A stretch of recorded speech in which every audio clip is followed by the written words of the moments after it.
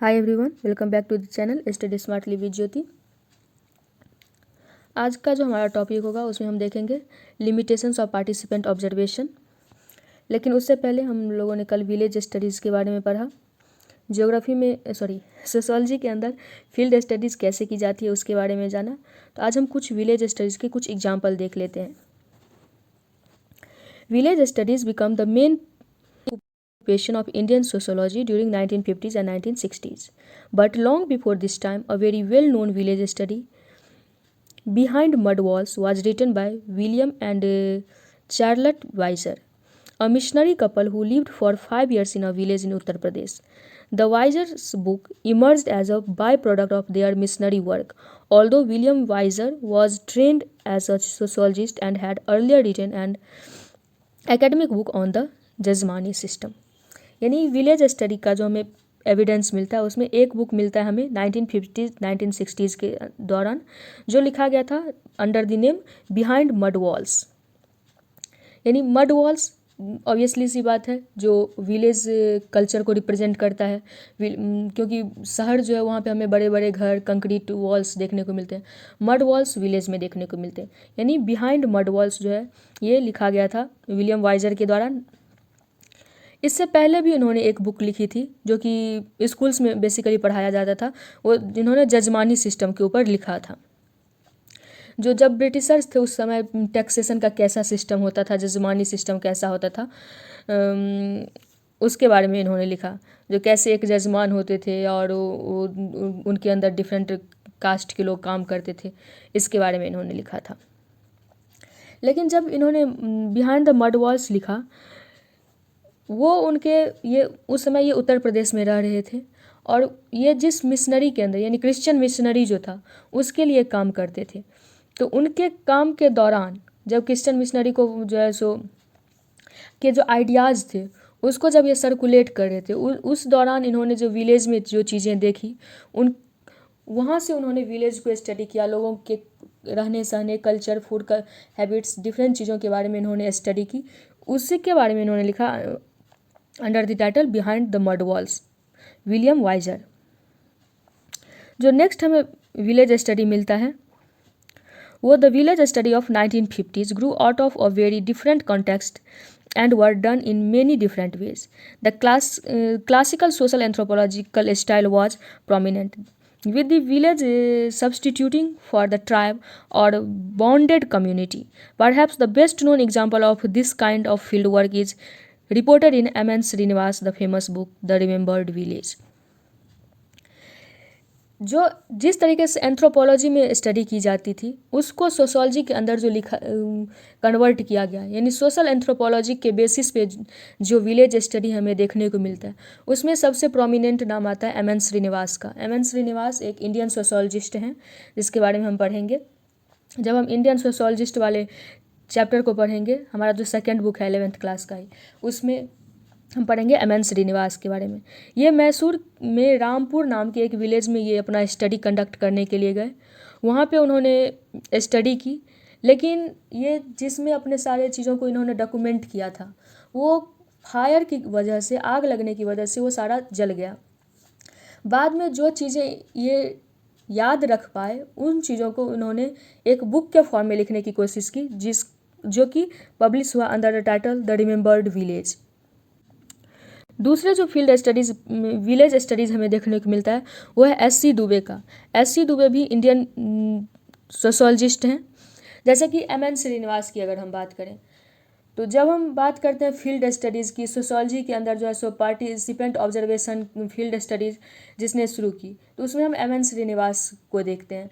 जब हम बात करते हैं जिस तरीके से हमने पढ़ा जो वेस्टर्न सोसाइटी था उसमें कार्ल मार्क्स का एक इम्पॉर्टेंट रोल, एक कन्फ्लिक्ट थ्योरी के रूप में हमने कार्ल मार्क्स को देखा। तो उस आइडियाज़ को इंडिया में जिसने फॉलो किया उसमें हम S.C. दुबे का नाम लेते हैं। S.C. दुबे S.C. दुबे एक इंडियन सोशोलॉजिस्ट हैं। ये उस्मानिया यूनिवर्सिटी के अंदर जो है सो प्रोफेसर भी थे और इन्होंने अपना वर्क लिखा इंडियन विलेज के नाम से। Dubey was part of a multi disciplinary team, यानी ये जब विलेज स्टडीज़ कर रहे थे, यानी ऐसा भी होता था तो कोई एक विलेज स्टडी करने गया, वो एंथ्रोपोलॉजी के बेसिस पे कर रहा है, यानी सिर्फ एंथ्रोपोलॉजिकल डेवलपमेंट के आधार पे वो विलेज का स्टडी कर रहा है, कोई सोशोलॉजिकल डेवलपमेंट के आधार पे वो विलेज स्टडी कर रहा है, कोई एक टीम ऐसा गया किसी विलेज को स्टडी करने में, उसमें कुछ एंथ्रोपोलॉजिस्ट हैं, कुछ सोशोलॉजिस्ट हैं, कुछ लिंग्विस्ट भी हैं, कुछ इकोनॉमिस्ट हैं, यानी बहुत सारे डिसिप्लिन के लोग एक साथ गए किसी एक विलेज को स्टडी करने के लिए।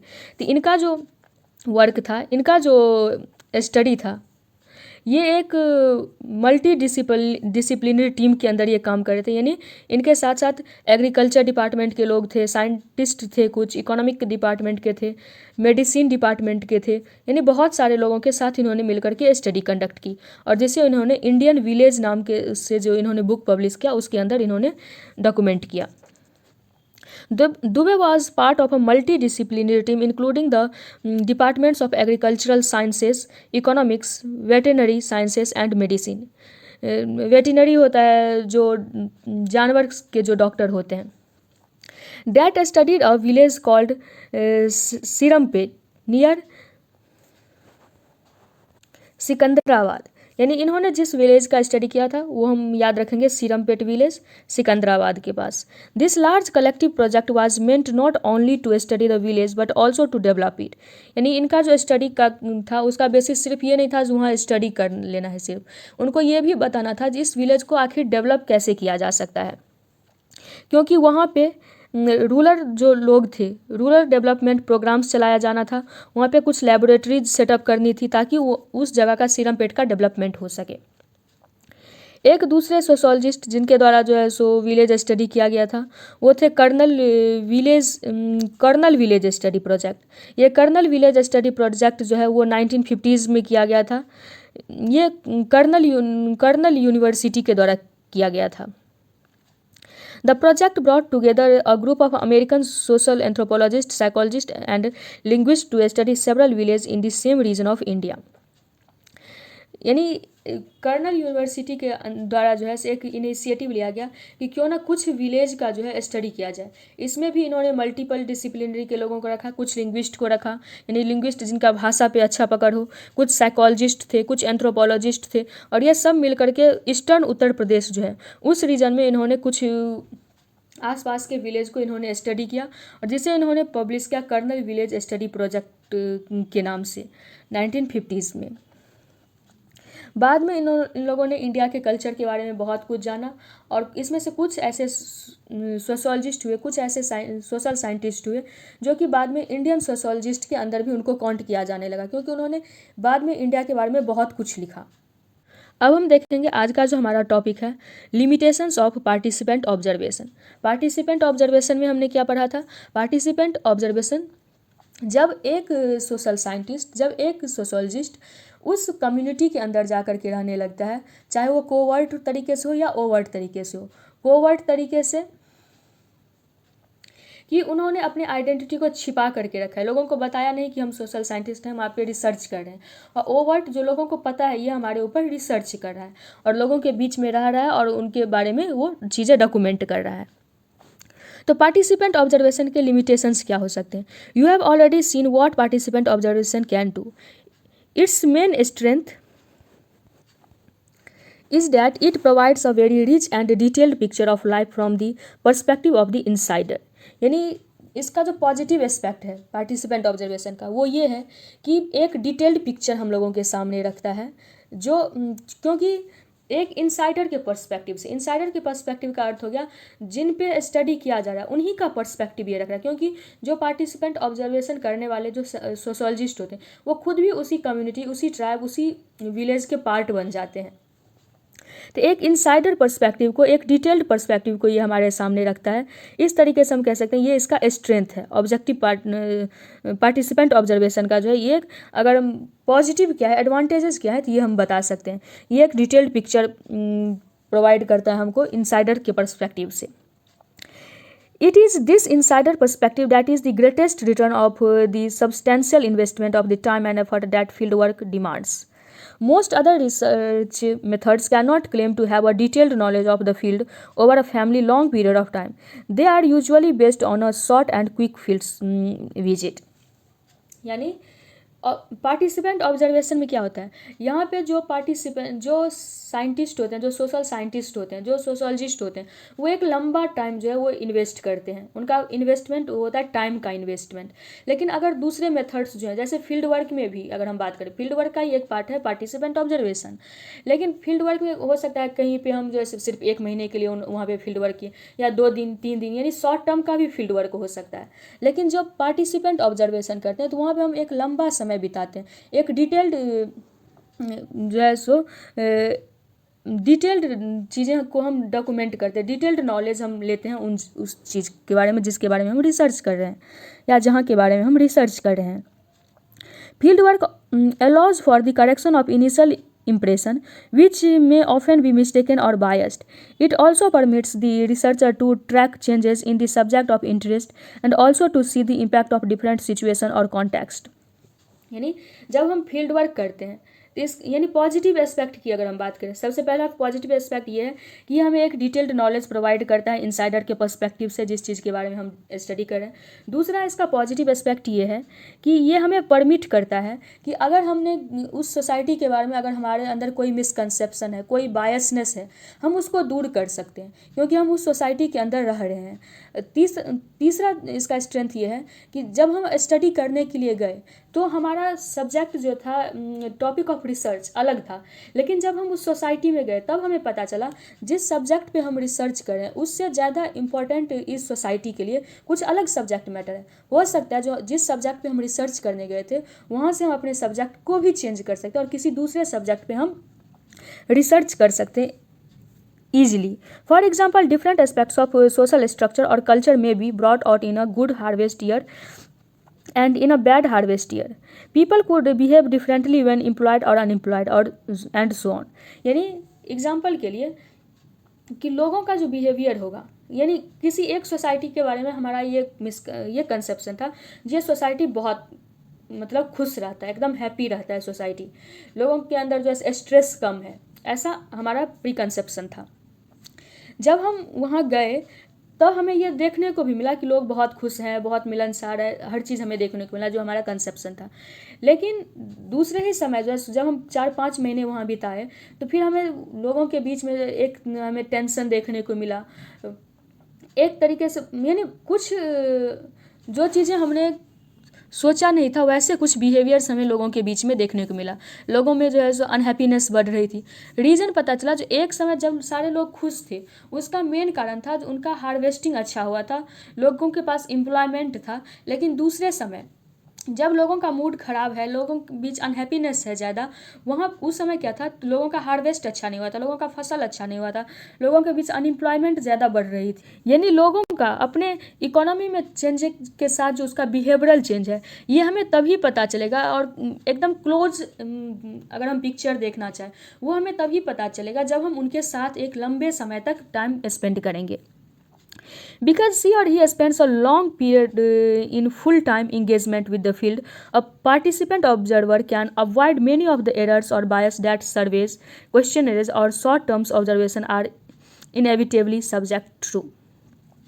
अगर हम जो है अगर हम इसके निगेटिव कंसिक्वेंसेस की बात करें, यानी पार्टिसिपेंट ऑब्जर्वेशन जो है उसके निगेटिव एस्पेक्ट की अगर हम बात करें, तो जब हम किसी एक सोसाइटी में रह रहे होते हैं तो बहुत सारी ऐसी चीज़ें होती है जो निगेटिव चीज़ें भी होती है, छोटी छोटी चीज़ें होती हैं, तो हम उसे इग्नोर करके चलते हैं, उस पर ज़्यादा ध्यान नहीं देते हैं।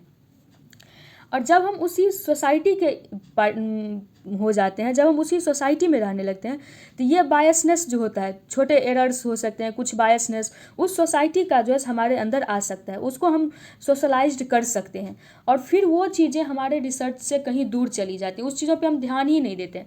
जबकि अदर जैसे कि हम सर्वे करते हैं, क्वेश्चनर करते हैं या शॉर्ट टर्म ऑब्जर्वेशन करते हैं तो उन चीज़ों पर भी हमारा ध्यान जाता है। लेकिन जब हम लॉन्ग टर्म ऑब्जर्वेशन करते हैं, जब पार्टिसिपेंट ऑब्जर्वेशन करते हैं, 2 साल 4 साल 5 साल अगर हम किसी एक जगह पर रह रहे हैं तो जो छोटी छोटी चीज़ें होती है, जो कुछ माइनर एरर्स होते हैं, कुछ बायसनेस होते हैं, वो हमारे दिमाग से निकल जाता है, हम उस पर ज़्यादा फोकस नहीं करते हैं। But like all research methods, field work also has some weaknesses. Otherwise, all social scientists would be using this method alone. यानी इसके पास कुछ वीकनेसेस भी हैं, अगर कुछ स्ट्रेंथ हैं तो कुछ वीकनेसेस भी हैं। अगर ऐसा नहीं होता है, इनके पास पार्टिसिपेंट ऑब्जर्वेशन के पास कुछ वीकनेस नहीं होता, तो जितने भी सोशल साइंटिस्ट हैं वो सब जो है एक ही मेथड को यूज कर रहे होते। Field work, by its very nature, involves very long drawn out and intensive research, usually by a single scholar working alone. As such, it can only cover a very small part of the world, generally a single village or a small community. We can never be sure whether what the anthropologist or sociologist observed during field work is really very common in the large community, or whether it is exceptional. This is probably the biggest disadvantage of the field work. इसका सबसे biggest disadvantage क्या है? सबसे पहला disadvantage, ये बहुत लंबा समय लेता है।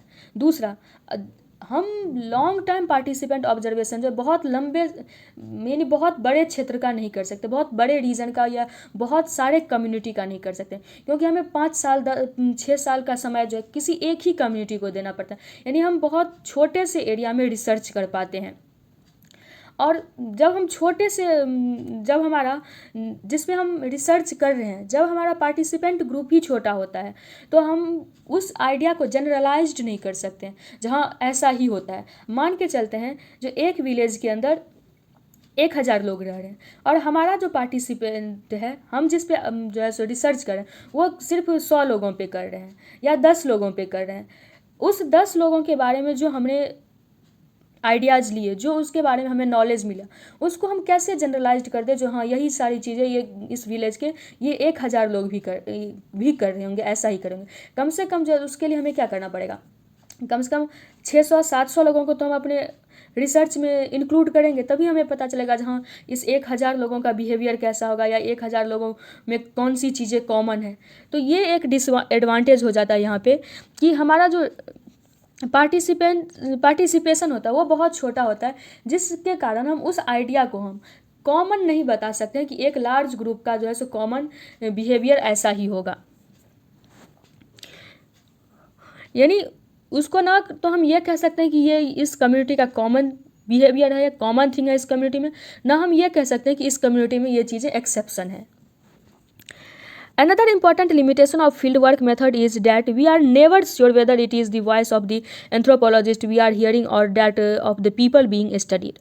Of course, the aim is to represent the views of the people being studied, but it is always possible that the anthropologist, whether consciously or unconsciously, is selecting what will be written down in his or her notes and how it will be presented to the readers or his और her books और articles. यानी दूसरा इसका limitation ये है कि जो एक एंथ्रोपोलॉजिस्ट या एक सोशोलॉजिस्ट जो चीज़ें डॉक्यूमेंट करता है, क्या पता वो वही चीज़ें डॉक्यूमेंट कर रहा है जो लोगों ने उससे कहा है, या फिर कॉन्शियसली या अनकॉन्शियसली वो अपने बायसनेस को अपने स्टडी में इंक्लूड करते जा रहा है, और वो किस चीज़ को रीडर को दे रहा है, रीडर्स को वो क्या चीज़ प्रेजेंट कर रहा है। ये भी एक लिमिटेशन है। यानी ऐसा नहीं है कि उसने जो चीज़ें फील्ड पे देखी वो जैसे वहाँ तो वो लिख नहीं रहा था, उस चीज़ को लिखेगा बाद में, और लिखेगा जब वो तब कुछ ना कुछ तो उसका खुद का थिंकिंग होगा। और हो सकता है जब वो चीज़ें लिख रहा हो, डॉक्यूमेंट करा, तो वो अपने किसी खुद के थिंकिंग को, भले ही वो ऐसा सोच नहीं रहा हो, कॉन्शियसली नहीं कर रहा हो, लेकिन अनकॉन्शियसली भी हो सकता है उसका खुद का जो एक बायसनेस था वो उसके राइटिंग में आ जाए। यानी यहाँ पे बायसनेस का भी खतरा ज़्यादा रहता है। Because there is no other version available to us except that. यानी क्योंकि हमारे पास जब रिसर्चर होते हैं कोई 10-15 रिसर्चर, तो वहाँ पे जाकर के अब एक ही सब्जेक्ट पे कोई 6-6 साल देगा नहीं, तो हमारे पास बहुत सारे आइडियाज़ उसके बारे में अवेलेबल नहीं होते हैं। तो इसलिए ये कहना कि जो आइडिया इस बुक के अंदर लिखा गया वो 100% रिलायबल है, वो 100% सही है, ये एक दिक्कत की बात हो जाती है इसमें। More generally, fieldwork methods are criticized because of the one-sided relationship they are based on. वही चीज़ें तो फील्ड वर्क को इसलिए क्रिटिसाइज किया जाता है क्योंकि इसमें ऐसा बताया जाता है क्योंकि इसमें जो रिसर्चर है इसमें सिर्फ उसके पॉइंट ऑफ व्यूज़ को रिप्रेजेंट किया जाता है, जिस पे जो पार्टिसिपेंट है, जिस पे रिसर्च किया गया है, उसके व्यू पॉइंट इसमें नहीं लिखे होते हैं। The anthropologist, sociologist asks the question and presents the answer and speaks for the people. To counter this, some scholars have suggested more dialogic formats. This is way of presenting fieldwork results where the respondents and the people can be more directly involved. In concrete terms, this involves translating the work of the scholar into the language of the community and asking their opinion of it and recording their responses. यानी जब ये problem आई कि इसमें जो है one sided documentation होता है, यानी जो रिसर्च कर रहा है वो अपना पॉइंट ऑफ व्यू हो रहा है, जिस पे रिसर्च हो रहा है उसका पॉइंट ऑफ व्यू तो आ ही नहीं रहा। तो फिर ये आइडियाज़ आने लगे क्यों ना हम इसको डायलॉग के फॉर्म में करें कि जिस के ऊपर रिसर्च किया जा रहा है उससे क्या चीज़ें पूछी जा रही हैं हम उसको भी लिखें, हमारा क्या उसका क्या आंसर हो रहा है उस चीज़ को लिखें, अपने पॉइंट ऑफ व्यूज़ को भी लिखें, यानी एक डायलॉग के फॉर्म में उसको प्रेजेंट करने का प्रस्ताव भी दिया गया बाद में। As the social, economic, and political distance or gap between the researcher and the researched becomes less wide, there is a great and greater chances that the scholar's vision will be questioned. Versions will be questioned, qualified, or corrected by the people themselves. यानी इससे क्या होगा, जिस पे research किया जा रहा है और जो रिसर्च कर रहा है दोनों का जो पर्सपेक्टिव होगा डिफरेंट डिफरेंट चीज़ों को लेकर उसका गैप कम होगा। सिर्फ एक ही आदमी का, एक ही पर्सन का, एक ही रिसर्चर्स का व्यू पॉइंट हमें देखने को नहीं मिलेगा, बल्कि डिफरेंट डिफरेंट पर्सपेक्टिव हमें देखने को मिलेगी पीपल का। और अगर कुछ जो है सो पर्सपेक्टिव जो है सो जो डॉक्यूमेंट कर रहा है, जो सोशोलॉजिस्ट है उसका पर्सपेक्टिव, उसका जो वर्जन है रियलिटी का, वो जैसे चीज़ों को देख रहा है उसमें अगर कोई जो है सो क्वेश्चन मार्क होगा, उसमें कोई अगर गलत चीज़ें होंगी, कुछ बायसनेस होगा, तो वो कम्युनिटी जिस पर रिसर्च किया जा रहा है वो खुद ही उसको करेक्ट कर सकता है। This will surely make sociological research more controversial and much more difficult. But in the long run, this can only be a good thing because it will help to make social sciences forward and make it more democratic, thus allowing many more people to participate in producing and critically engaging with knowledge. इसमें बताया गया कि इस तरीके से अगर research किया जाए तो ये टाइम कंज्यूमिंग हो सकता है, ये लंबा समय ले सकता है, लेकिन अगर सोशोलॉजी को एज अ सब्जेक्ट जो है इंगेजिंग बनाना है, उसको ज़्यादा से ज़्यादा रिजल्ट प्रोड्यूस करना है, तो ज़्यादा से ज़्यादा लोगों को उसमें पार्टिसिपेट भी करना होगा। इस तरीके के रिसर्च वर्क करने होंगे जो डायलॉग ओरिएंटेड हो, ताकि एक रिलायबिलिटी जो है वो क्रिएट हो लोगों के अंदर, एक कह सकते हैं लोगों को एश्योरिटी जो है सो मिले कि जो चीज़ें उसके बारे में डॉक्यूमेंट की जा रही हैं वो सही है, जो स्कॉलर्स जिस चीज़ पे रिसर्च कर रहा है और जो अपना जिसके ऊपर रिसर्च किया जा रहा है, दोनों के बीच का जो थिंकिंग प्रोसेस है, अलग अलग चीज़ों को लेकर के जो उसका विजन है वो सेम है, उसके रियलिटी का जो वर्जन है वो सेम है। इसलिए ज़रूरी है कि हम पार्टिसिपेंट ऑब्जर्वेशन जो है उसको मोर फ्रूटफुल बनाने के लिए ज़रूरी है कि एक डायलॉग फॉर्म में चीज़ों को लिखा जाए, जो पार्टिसिपेंट है उसके व्यू पॉइंट्स भी लिखे जाएँ, जो रिसर्चर है उसके व्यू पॉइंट्स भी लिखे जाएँ, और फिर अगर दोनों के व्यू पॉइंट्स में कुछ गैप है तो उसको फुलफिल करने की कोशिश की जाए, अदर रिसर्चर्स भी उस सब्जेक्ट पे रिसर्च करें और एक कह सकते हैं कि एक ट्रू रिजल्ट तक पहुंचने की कोशिश करें। अब जो हमारा दूसरा रिसर्च का मेथड होगा वो होगा सर्वे, सेंसस, इंटरव्यू, क्वेश्चनएयर। तो बहुत सारे रिसर्च मेथड और भी हैं, तो हम उन सारे रिसर्च मेथड को अगले लेक्चर में देखेंगे। आज के लिए इतना ही रखते हैं। अगर आपको ये वीडियो अच्छी लगी हो तो आप वीडियो को लाइक करें, चैनल को सब्सक्राइब करें, और अगर कोई डाउट है तो आप कमेंट सेक्शन में पूछ सकते हैं। Thanks for watching.